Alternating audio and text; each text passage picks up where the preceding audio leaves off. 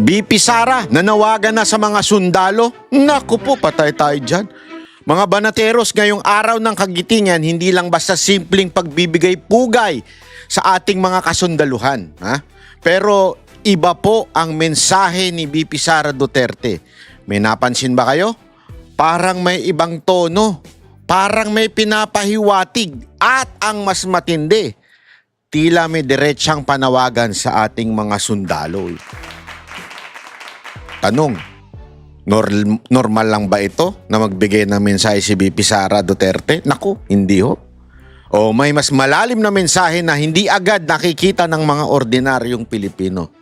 At kung ikaw isang sundalo, paano mo ito iintindihin?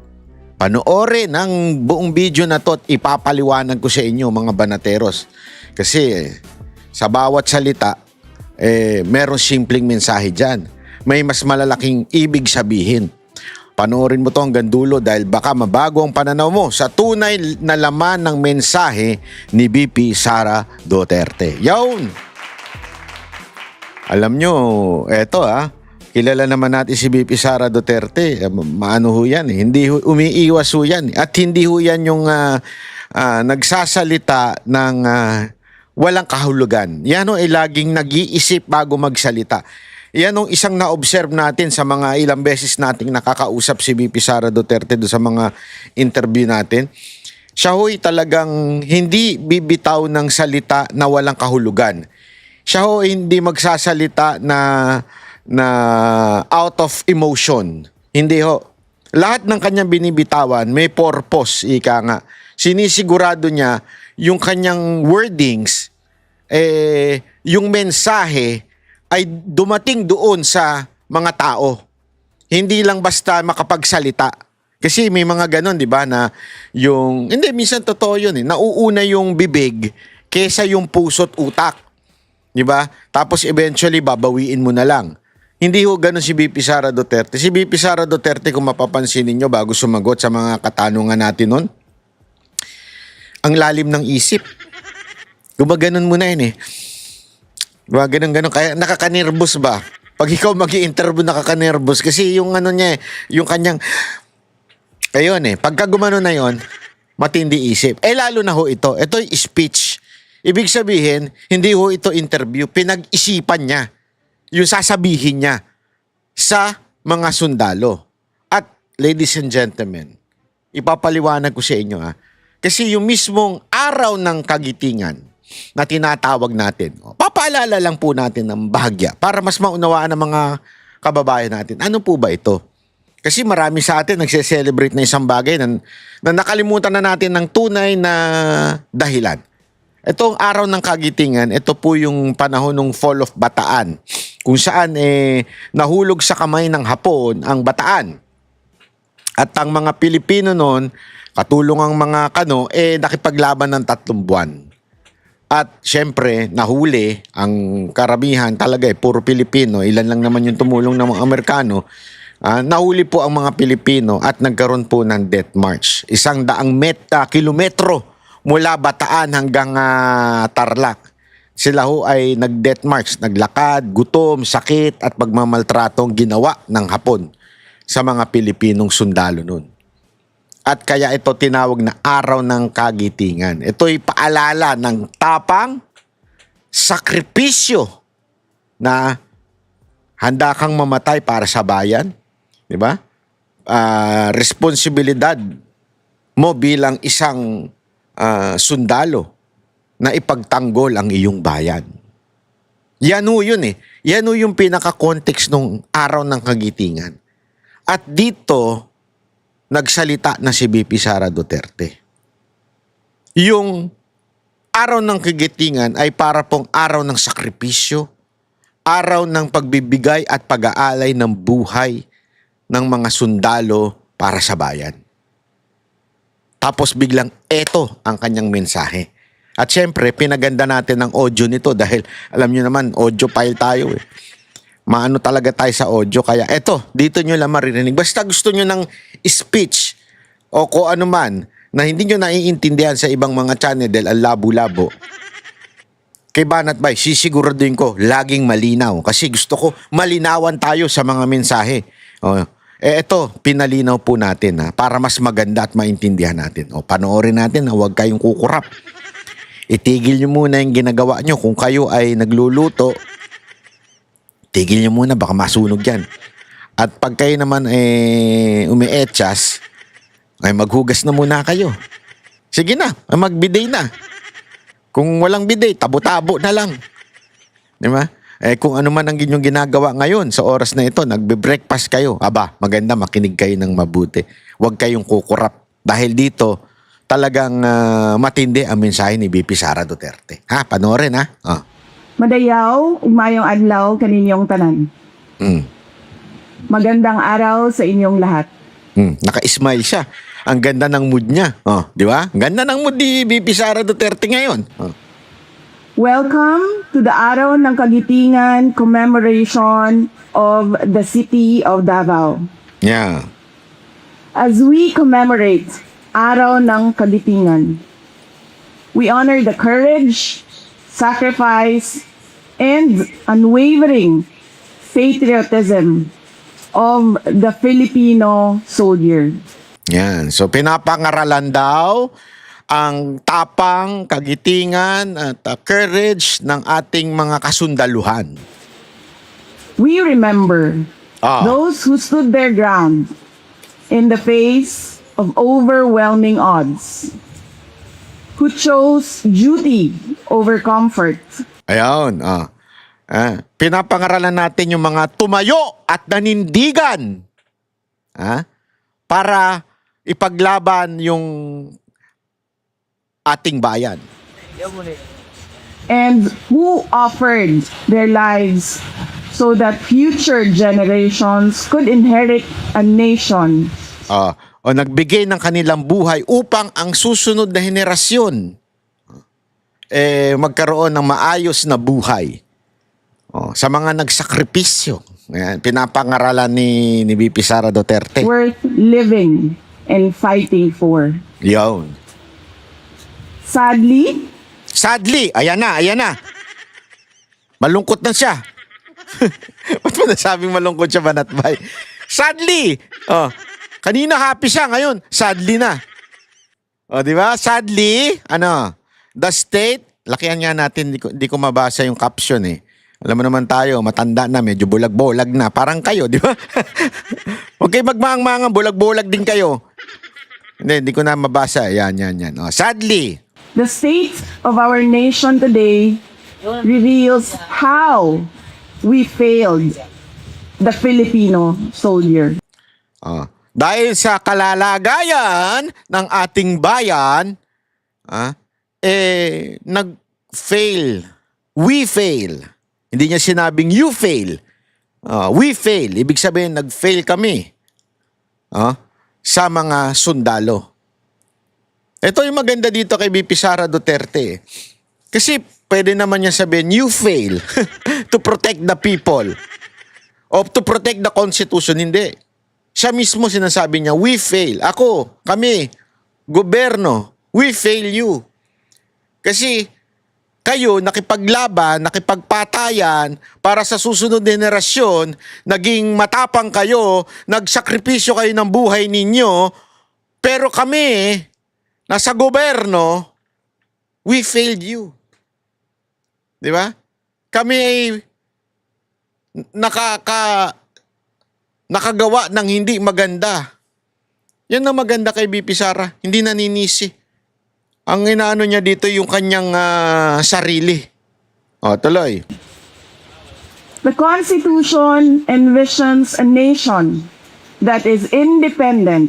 Ang ating konstitusyon ay dapat independent. Alam naman natin mga independent dyan. Self-reliant. Self-reliant and guided by a clear and principled foreign policy. Independent, di ba? Self-reliant, sabihin sarili, hindi nakadepende sa ibang bansa at malinaw na may prinsipyong foreign policy. Bakit? Ano ba ibig sabihin ni VP Sara Duterte? Tuloy, para mas maintindihan. Yet, in the absence of a coherent and truly independent foreign policy framework, Dahil sa kakulangan o absence o independent, ano nangyari? Eto. our soldiers Are- are often left navigating conflicts shaped by external pressures. Dahil sa hindi tayo nakagawa ng sarili nating independent foreign policy, napasubo namin kayo, mga sundalo, na nagnanavigate, di ba? Sa conflict na hindi naman atin. Bakit? Ano sabi niya?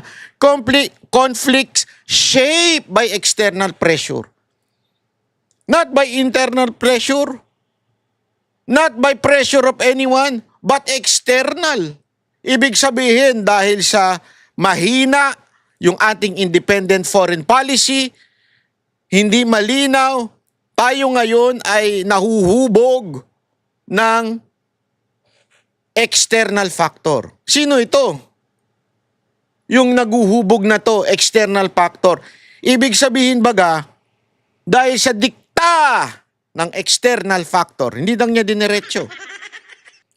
Alam naman natin kung sino nagdidikta sa atin, kung bakit tayo napapahamak at hindi tayo nagkakaroon ng sarili nating independent foreign policy.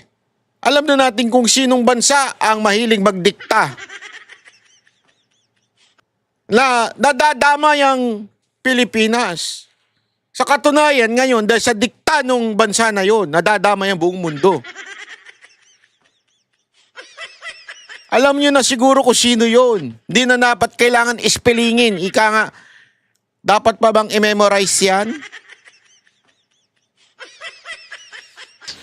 Rather than national interest. Yon, instead the national interest. This erosion of strategic direction weakens not only our defense, but also the morale of the Filipino people. Yon, dahil nga sa palpak, hindi lang yung ating depensa ang sumasabit. Dahil sa kapalpakan namin, hindi niya sinabing si Marcos lang. Kasi ganun eh. 'Di ba? Ayaw niyang maging selective ika nga. Ibig sabihin ayaw niya sisihin. Ito'y aming failure. Dahil doon napapahamak ang buong bayan.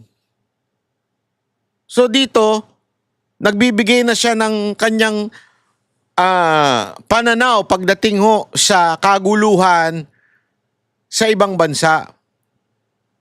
Dito sinasabi niya, dahil sa pumayag ang gobyernong madiktahan ng Big Brother, napapahamak kayo at pati ang buong bayan. Ayan ang kanyang mensahe. Meron pa. Unya, easy, there is more, sabi nga. At the same time, At the same time, ibig sabihin, sabay. At the same time, we are witnessing the creeping return of insurgency. nako, the creeping return of the insurgency. Ito malinaw. Hindi niya sinabing the return of the insurgency. Ang sinabi niya, creeping return of the insurgency. What do you mean by creeping? Hindi nakakatakot. Ibig sabihin ng creeping, parang gumagapang. Ginagapang na mga putangin ng NPA yan ang ating gobyerno, ang ating bayan. Ginagapang yung insurgency sa ating bansa. Lumakas. Alam natin mga kababayan, ito recently lang may mga napatay na mga sundalo at mga kapulisan. Alam nating pinaghirapan nyo yan. Kayong mga sundalong nakikinig sa akin at mga kapulisang nakikinig at nakikipagbakbakan sa insurgency, lalong-lalo na sa mga probinsya. Alam nyo yan. Pinaghirapan nyo yan. 6 na taon, pinahina ni Pangulong Duterte ang insurgency. At alam nyo rin kung gaano ka-intense si VP Sara Duterte dyan. Kaya ngayon, init na init yung mga makakaliwang grupo na mga supporter nitong mga teroristang NPA na ito. Alam nyo yan na ngayong panahon na ito talagay ginapang ang gobyerno. Ang maingay, nagdidikta ng script sa gobernong ito, walang iba kung hindi yung mga makakaliwang natatagpuan ninyo sa mga kampo ng mga teroristang NPA. Kayong mga sundalo, kayong mga kapulisan, nakita nyo yan sa inyong mga mata. Na pag kayo may nare-raid, pag kayo merong nasasakop na mga kampo ng mga teroristang NPA, yung mga aktivistang makakaliwa na mga membro ay naandoon. O di kaya yung kanilang mga pare-parnalya, o di kaya yung kanilang mga bylaws na andoon. Nakikita nyo yan. Yung mga kagamitan nito mga makakaliwa. Ngunit ngayon,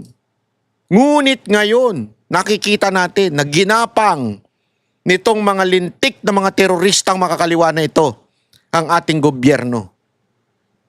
Kaya nga sinabi ni VP Sara Duterte dito, we failed you. Aside from napapahama kayo dahil pinayagan, diktahan ng mga puti ang ating gobyerno, pinayagan din nagugapangin nitong mga terorista ang ating gobyerno.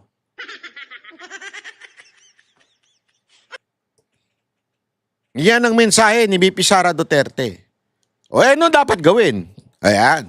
Binibigay lang natin ng konteksto para mas maunawaan ninyo kung gaano kalalim etong kanyang mensahe sa mga kasundaluhan. In various parts of the country. This resurgence reflects deeper systemic failures, poverty, injustice, and unfulfilled promises. Dahil dito sa mga punyetang insurgents na ito, nagkaroon ng kahirapan, injustice sa mga pinapatay nitong mga teroristang ito at unfulfilled promises. Kasama na dyan yung hindi pag-unlad sa mga probinsya. Yan ang dahilan.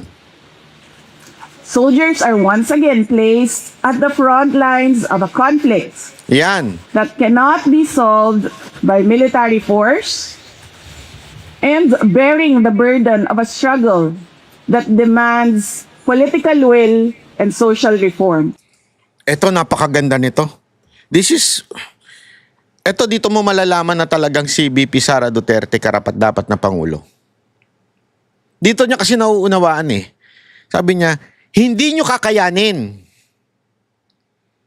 Ang laban pagdating sa insurgents, hindi niyo kakayanin, kayong sundalo lang. Kailangan ng gobyernong may political will and social reform. Kasi kahit anong pakikipagpatayan ninyo, kayong mga sundalo, papatayin nyo lahat ng terorista, mga kriminal. Kung hindi magbabago ang gobyerno at society itself, hindi masusolusyonan ng insurgents. Alam mo, nung naalala nyo noon, naging issue ito nung in-interview namin ako yung cameraman ni Mocha noon nung in-interview namin si Palparan. Tinanong namin, paano mo ba, kasi siya yung talagang magaling na pabagsak talaga itong mga NPA, kaya galit na galit ang mga NPA at mga makakaliwanan sa kanya.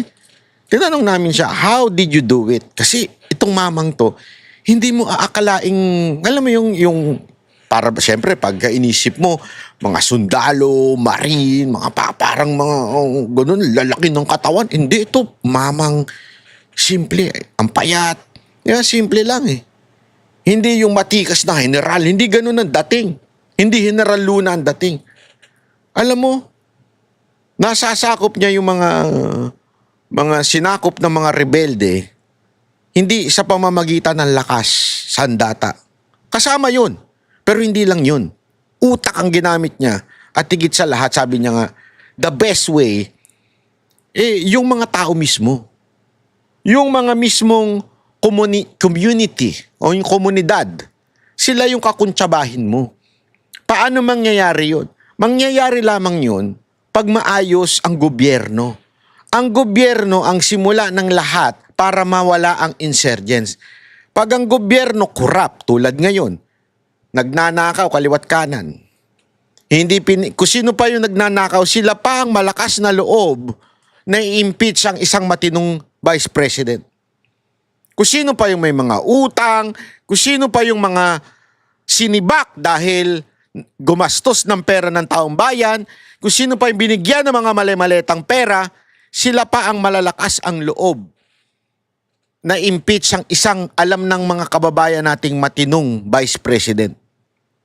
So kung ikaw yung nandoon sa kahirapan, makikita mo yung gobyerno mo, ganito, kahit ilang beses kang patayin ng mga sundalo, yung idea o yung ideology o yung prinsipyo, hindi mawawala yan. You cannot kill the principle.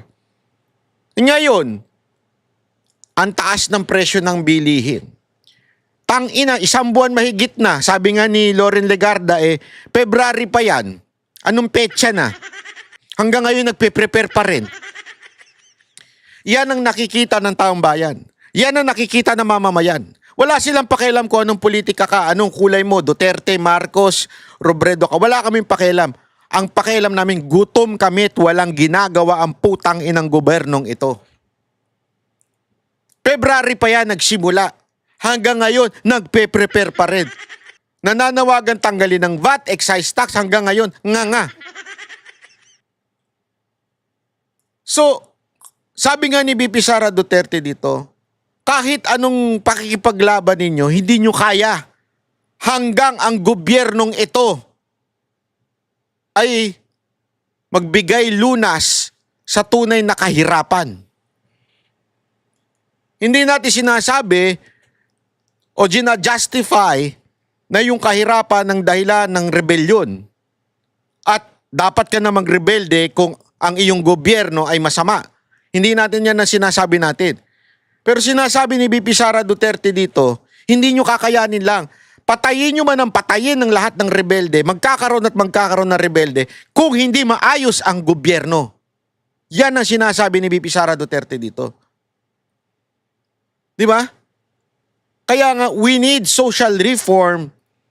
Kasi yan ang gagamitin ng mga NPA para makarecruit sila.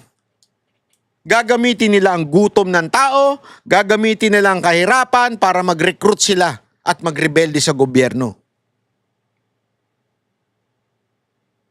Kaya hindi kakayanin. Ito yung sinasabi ni VP Sara Duterte dito. Napakaganda. Equally concerning for us Mindanaons is the faltering of the Bangsamoro peace process. Justice, trust, and sustained commitments are absent. O, di ba? Alam niyo naman yan, lalo na sa Mindanao.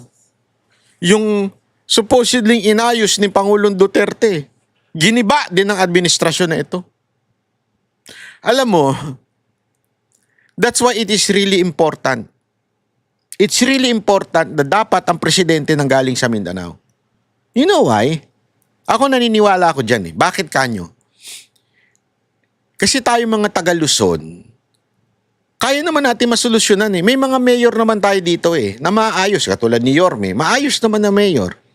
Maganda ang pamamalakad niya sa kanyang lugar, di ba? Pero sa Mindanao, hindi yan madaling solusyonan. Napakahirap. Hindi kakayanin at matatarok ng isang taga-Luzon ang utak ng pangkalahatang problema sa Mindanao. Wag natin kakalimutan. Wag natin kakalimutan na sinubukang sakupin ng mga puti, ng mga Western world ang Mindanao. Hindi nila nagawa. Nanatiling may sariling gobyerno, pag-iisip ang mga Mindanawans. Hindi ito madali. Masalimuot ito. Hindi ito yung basta-bastang, kasi iba dyan . ubusan ng lahi dyan. Kinikwento yan sa akin ng mga taga Mindanao. Alam mo kaya nire-respeto ang mga Duterte sa Davao City? Aside from magaling sila, kasi sila ho ay may mga dugong Moro. Si Pangulong Duterte. Yung mga asawa nga nila, mga alam ko, kasi kinikwento sa amin yan eh. Mga asawa tuloy. Asawa lang, sorry naman. May mga dugong Moro talaga. Kasi may kinikwento nga sa amin ni Basti nun, may tribes eh. May tribes ho dyan sa Davao. Hindi mo basta-basta pwedeng diktahan. How much more yung nandun pa sa kaduluduluhan? Kaya importante na Mindanaoan talaga ang maging presidente. Kasi sa Luzon, kayang-kaya naman eh. Sa Mindanao, hirap na hirap eh. Kaya kailangan talaga. When agreements are not fully implemented. Ayan, yung agreement dyan sa Bangsamoro, hindi daw maayos. Hindi yung supposedly napagkasunduan, di ba? Meron dyan eh, may napagkasunduan na ng gobyerno noong panahon ni Pangulong Duterte. Ano ginawa nito ni Marcos? Ang dami nagrereklamo Mindanaoan ngayon dahil sa ginawa ni Marcos na kung ano-ano dyan sa Mindanao. When communities feel abandoned and the fragile foundations of peace break apart, it shall be our soldiers and the Moro youth who will pay the price. We must demand accountability from our leaders. We must insist on policies that uphold our sovereignty, protect our Constitution, and genuinely serve the Filipino people. We must ensure that our soldiers are not just celebrated in ceremonies, but supported in reality. Yon. With clear direction and a government that stands firmly behind them. Let us honor soldiers and law enforcement who died in wars past, and those as recent as last week, not only with words, but with the courage to correct what is wrong, to speak the painful truth, and to rebuild a nation worthy of sacrifice. Mga kababayan, mahalin natin ang Pilipinas para sa Diyos, sa bayan, at para sa bawat pamilyang Pilipino. Syukran. Syukran. Ayan, maganda yan eh. Sinabi niya eh. Pakinggan ulit natin yung dulo kasi napaka-importante nun eh. Ito yung dulo, yung panawagan niya sa mga sundalo. People. We must ensure that our soldiers are not just celebrated in ceremonies, but supported in reality. With clear direction and a government that stands firmly behind them. Let us honor soldiers and law enforcement who died in wars past, and those as recent as last week, not only with words, but with the courage to correct what is wrong. Not only with words, but to correct what is wrong. Ganda niyan, mga kababayan. Sabi niya, parangalan natin ang mga nakaraang namatay na sundalo. Kahit yung hanggang last week lang na namatay, parangalan natin. Not only with courage, hindi lang through this, but to correct what is wrong. Ano ba yung mali na yon? Yung binanggit niya kanina. Insurgents, hindi makaano ng independent foreign policy. I-correct natin to, not only with words. Di ba? Ayun yun eh. to speak the painful truth and to rebuild a nation worthy of sacrifice. I-build natin ang ating bansa with worthy of sacrifice. Mga kababayan, mahalin natin ang Pilipinas para sa Diyos, sa bayan, at para sa bawat pamilyang Pilipino. Syukran. Ayun. So, malinaw na malinaw ho. I-correct na natin. Iayusin na natin ang ating bayan. Kayong mga kasundaluhan natin, nakikita ninyo ang pagkakamali ng ginawa. Hindi lamang po, hindi sinabi ni VP Sara Duterte na si Marcos ang nagkamali. But we failed you. As government, we failed you. It's time for you to correct. How are you going to correct the failure of this government? Yan ang tanong ni VP Sara Duterte sa mga sundalo natin. Hindi lamang dapat kayo parangalan ng salita. Kailangan i-correct ang mga pagkakamali. It's easy to say sorry. Pero to correct kung ano yung pagkakamali o yung pag-sorry mo na yun ay napaka-importante. Diba po? So, sa mensahe niyang ito, naku po, ilan sa atin ang makakadinig? Ilan sa atin ang magbibingi-bingihan? Totoo. Alam ko, naniniwala ko na ito'y mensahe hindi lamang po para makapag-speech lang si VP Sara Duterte. Hindi. Ito'y nagbibigay ng mensahe. Iba kasi yung nag-speech lang at nagbibigay ng mensahe. May nais ipaunawa. Sa nangyayaring ito, ladies and gentlemen,